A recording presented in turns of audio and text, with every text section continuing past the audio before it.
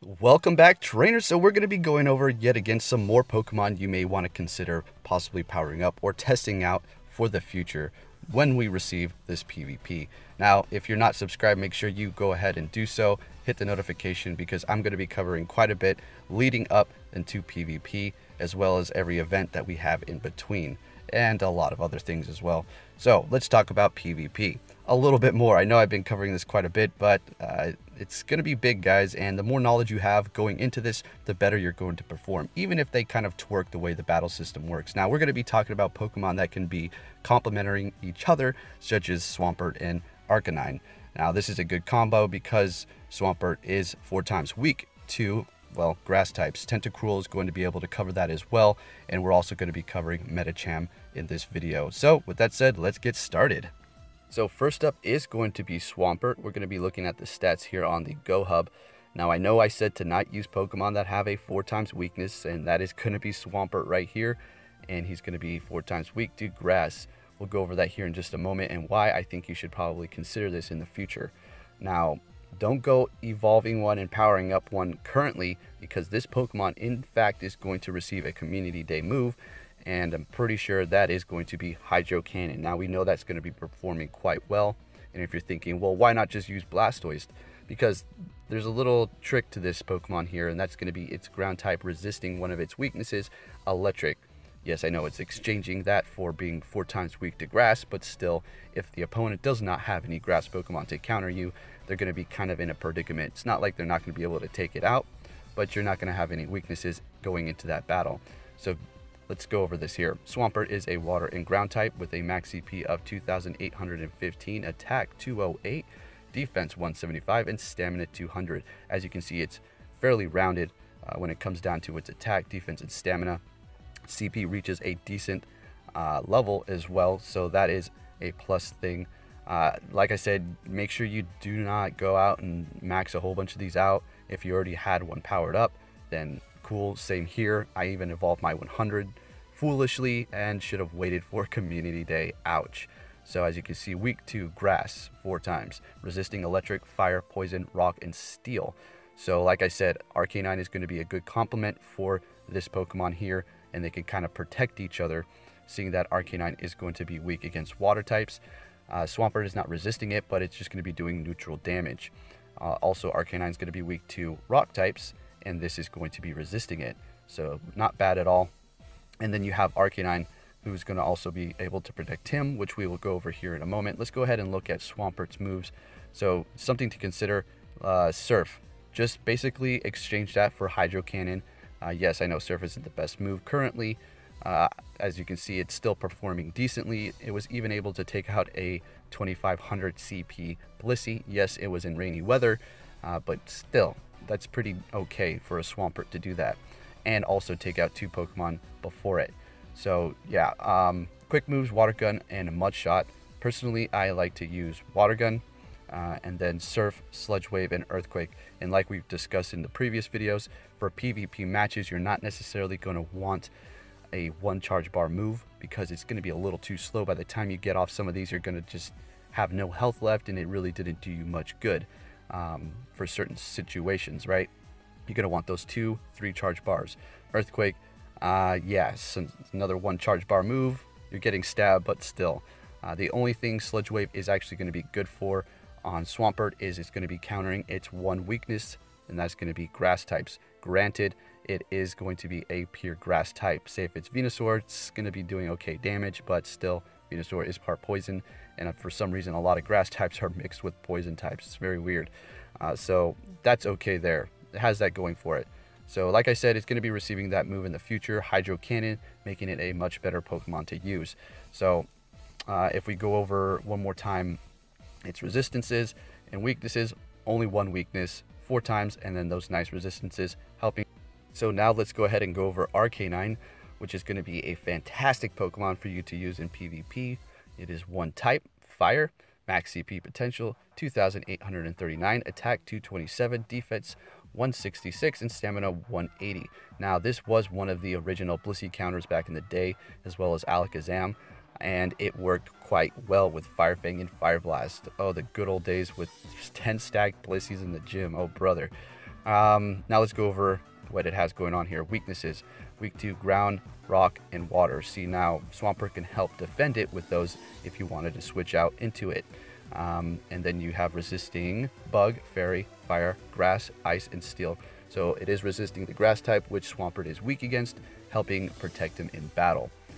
So if you did have, say, let's go ahead and look at his move so I can explain this better. Fire Fang is what you're gonna really want. Now, if you wanted to completely play tricks, you can go in there with Snarl and Wild Charge and have a completely different coverage moveset. I personally am going to do Fire Fang and Wild Charge, okay? You can make it a pure fire offensive attacker, or even put Crunch on it for whatever coverage of Pokemon that you have on your team that you need protected for whatever situation. But as it stands for a PvP match, I highly recommend you have Fire Fang and then Wild Charge. Wild Charge being a 2-charge bar move, fairly quick, gets off, and then you're able to continue to dodge. Fire Fang is just going to be good coverage for those grass types to protect Swampert. If they try to switch in, you can go in there with your Arcanine, and if they try to switch in with a water type after that, well, you're going to have that electric move right there ready to go, boys. You know how it goes. And then you're going to be able to counter them. They're going to be like, what's going on here? Counter for everything I pull in here. And that is the key to PvP. You may not think so yet, but I have a feeling that's just the way it's going to work. And like I said, even if they change the battle mechanics, counters are still going to be counters, and super effective is super effective, right? So let's just hope and keep on saying this. Niantic, please, let's go. And let's look at the legacies for Arcanine. If you have these, do not change them. Legacy is going to be Bite, Flamethrower, and Bulldoze. I'm pretty sure I changed the move of my Flamethrower, unfortunately, and I transferred Bulldoze, and I switched Bite. So, not too worried about it. Flamethrower is pretty good. 2-charge bar move if you're looking for a fire offensive in PvP or a gym defender. Bulldoze is also, yeah, it's okay. I mean, what are you trying to do with that? If they go up against you with a water type, not very effective. Unless they pull in like a, hypothetically saying if Gen 4 is out by PvP, a Rhyperior or Rampardos, what else? Tyranitar. Those things are going to be weak to ground, but yeah, I don't know about Bulldoze. It's kind of a slow move. You're better off with Wild Charge, okay? So there you have Arcanine, fairly good Pokemon, and like I said, good coverage. You want to think about this in the future on how you can protect each of your Pokemon with another one, and not only just protect them and put them in, oh, this Pokemon's going to protect it from its weakness, but you have to also have a counter on that Pokemon that you need it to protect. So like I said, if they try to go in there against your Swampert with a grass type, you switch out into your Arcanine, like, ha, I'm going to switch into my water. Your Arcanine's going to have that electric move ready to go to take care of business. On to Medicham, and you all know I've been covering this guy quite a bit for a while because it's a special Pokemon to me. And it's just going to be one of those great Pokemon to say go into a match that's maybe at a lower tier where you can't pick those high CP Pokemon like Machamp. Just a recommendation, or you could probably throw it into the mix alongside a Machamp to have 2 fighting types, and then this one right here is not going to actually be weak to Psychic like Machamp is, right? So it's going to be a fighting and Psychic type. Now bear with me when it comes to the stats. As you can see, the performance is quite well if you know how to dodge. This little guy packs quite a big punch. Not only that, it's going to receive a Mega in the future. Max CP, quite low, I know, but it makes up for it with its nice moveset. Max CP, 1275, attack 121, defense 152, and stamina 120. Alright, so let's go on to see what it's weak against and resisting. Weak to Fairy, Flying, and Ghost. Resisting, Fighting, and Rock. So it isn't going to be weak to Psychic types, has 3 weaknesses and only 2 resistances. I mean, it's okay for whatever it needs to get done, right? It's not some glorified thing here, but it is doing something. Let's go over its charge moves, or its quick moves. Psycho Cut and Counter. I personally like to use Counter. For whatever situation, depending on your team, you may want to go with Psycho Cut because it's going to be charging up that Dynamic Punch extremely quick. But highly, highly recommend Counter. And then for its charge moves, you have Psychic. I don't really recommend that. Dynamic Punch, that's what you're going to want. Ice Punch could potentially be good if you're going up against a team that has Dragons and Flying types or whatever is weak to Ice, like maybe Ground types. So its move pool is decent. Dynamic Punch is the best fighting type move currently in the game, but we can see that change with Gen 4 with possibly Drain Punch introduced into the game. And now we have Tentacle, and if you're thinking, what? Tentacle? Are you serious? Yes. Some of these Pokemon are hidden gems.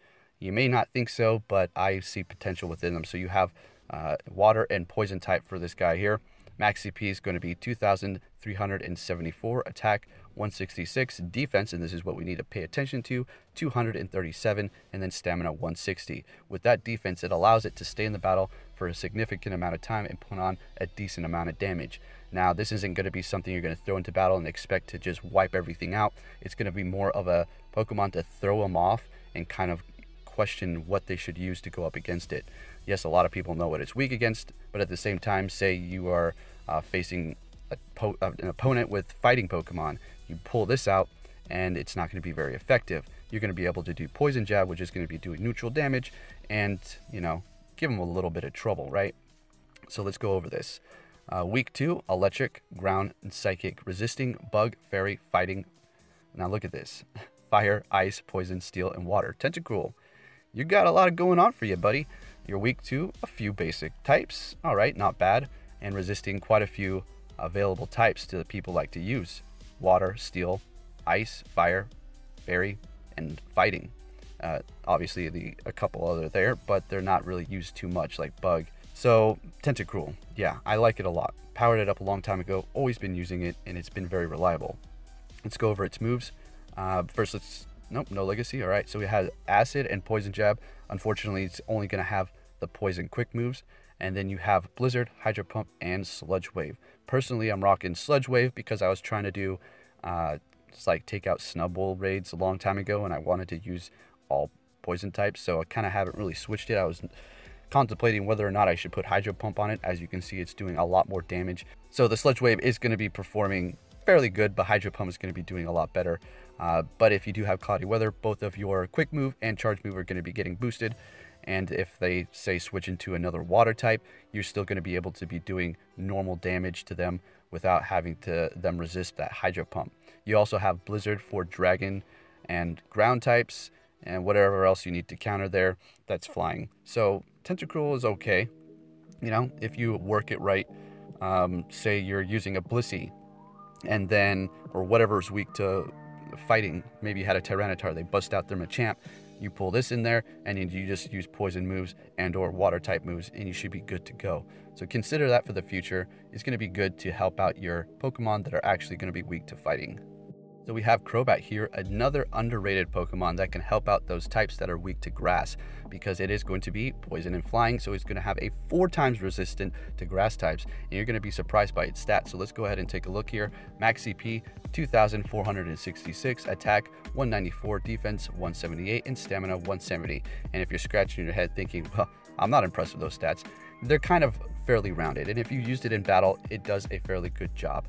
So let's go ahead and take a look at its weaknesses here. Weak 2, Electric, Ice, Psychic, and Rock. So as you can see, there's nothing that it's 4 times weak against, and that is beautiful. And it only has 4 weaknesses. Pretty big pool there, but not too bad.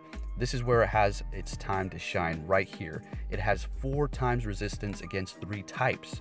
That's going to be Bug, Fighting, and Grass, because, well, it is Flying and Poison type. So if you have anything that is weak to Bug, Fighting, and Grass types, Crobat is definitely going to be your Pokemon to come in and save it, at least not take much damage. If you have a specific moveset, you might even be able to counter these. So Bug types, right, and Fighting, Grass. All right, keep those in mind, and we're going to go over the movesets for Crobat to 100% counter those. It's amazing, so check it out. Say the Swampert, right? Weak to grass. Well, throw in Crobat with Air Slash and Sludge Bomb, and you'll be taking care of those grass types in no time. It also has Bite, Shadow Ball, and Air Cutter. You could also use Air Slash and Air Cutter to counter those grass types, which would be great, and bug types as well. And if you want to put Shadow Ball on it just to mess with them, you could do that and be super effective to those psychic types, which you are weak against, which is not a bad idea to have counter moves on your Pokemon that they are weak against, because they're going to be thinking, I should switch into this super effective type to do obviously super effective damage, and then you're going to pow, hit them right in the jaw with that you know, super effective right back, although you're probably going to be taking a lot of damage. Nonetheless, it's still a good counter, and it's going to be doing massive damage. Now, say you go up against a fighting type, you're going to have that Air Slash. Sludge Bomb works perfectly. I recommend that all the way. Air Cutter is doing super effective damage. Shadow Ball, normal damage, but I don't recommend that one if you're going to be going up against fighting. Although if you still have Shadow Ball on it, that works perfectly fine for whatever you need to do. But personally, Air Slash, Sludge Bomb, Crobat, good to go, folks. It really is a nice Pokemon that you should consider actually powering up and or testing it out at least. And if you don't think so, it's going up against a Blissey. It already happened. It wasn't able to take it out because, I mean, that was a big Blissey. Let's be honest. Okay, so with all that said, if you're still wondering why did I pick these specific Pokemon, it's because I like to explore other options other than just the top tiers, okay? And if there is, say, this level cap that I've been talking about when you go into these battles, say your total number of CP between all your Pokemon can't go above 10,000 or something like that. And one of the Pokemon is too high, so you have to replace it with another one. You can just explore these other options and, you know, build a strategy around that. You know, just throwing options out there and preparing you for the future. You know how we like to do it over here. With that said, trainers, thank you for watching, and I'll be catching you all next time. Take care.